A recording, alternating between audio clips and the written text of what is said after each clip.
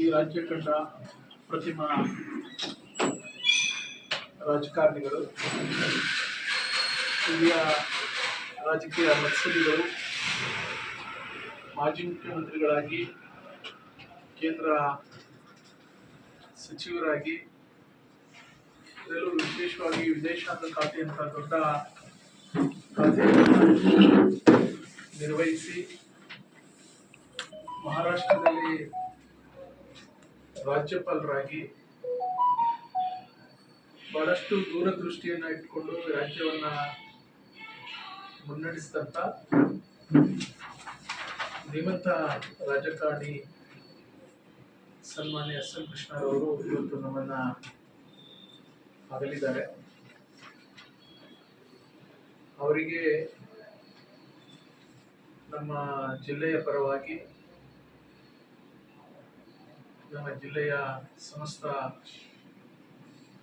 ಮಹಾಜನತೆಯ ಪರವಾಗಿ ಹಾಗೂ ನನ್ನ ವೈಯಕ್ತಿಕವಾಗಿ ಅವರಿಗೆ ಸಂತಾಪವನ್ನು ಸೂಚಿಸಿದ್ದಾರೆ.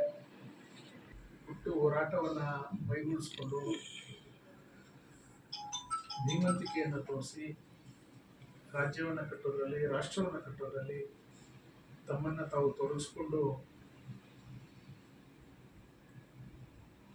ಹೋರಾಟವನ್ನು ಮಾಡಿಕೊಂಡು ಬಂದಂತ ರಾಜಕಾರಣಿಗಳಲ್ಲಿ ಇವರು ಅಪರೂಪದ ರಾಜಕಾರಣಿ. ಇವರು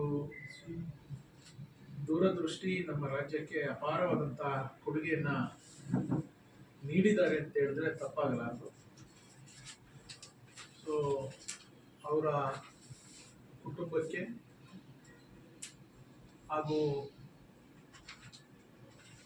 ಅವರ ಬಂಧು ಬಳಗಕ್ಕೆ, ಹಿತೈಷಿಗಳಿಗೆ, ಅವರ ಅಭಿಮಾನಿಗಳಿಗೆ ದೇವರು ಈ ಸಾವಿನ ನೋವನ್ನು ಭರಿಸುವಂಥ ಶಕ್ತಿ ಕರುಣಿಸಲಿ ಅಂತೇಳಿ ನಾನು ಪ್ರಾರ್ಥಿಸ್ತೇನೆ.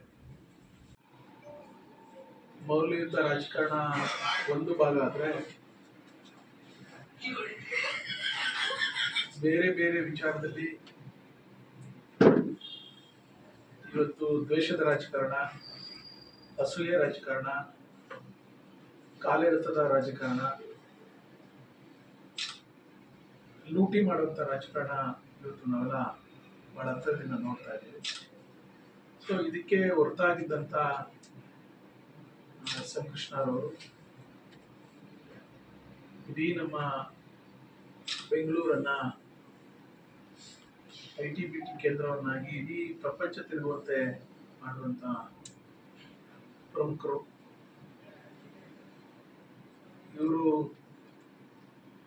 ನಮ್ಮ ನಾಯಕರಾದಂತಹ ಪೂಜ್ಯ ದೇವೇಗೌಡ ಅಪ್ಪಾಜಿಯವರ ಅವರಿಗಿಂತಲೂ ಒಂದು ವರ್ಷ ಹಿರಿಯರು ಅಂತೇಳಿ ನಾವೆಲ್ಲ ಕೇಳ್ಪಟ್ಟಿದ್ದೇವೆ.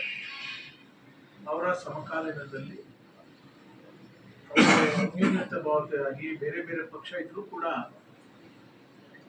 ವಿಚಾರ ಆಧಾರಿತ ರಾಜಕಾರಣವನ್ನು ಮಾಡಿದಂತ ರಾಜಕಾರಣಿಗಳು ಅಂತ ಹೇಳಿದ್ರೆ ತಪ್ಪಾಗಲಾರದು ಅಂತ ಹೇಳಿ ಭಾವಿಸ್ತಾರೆ.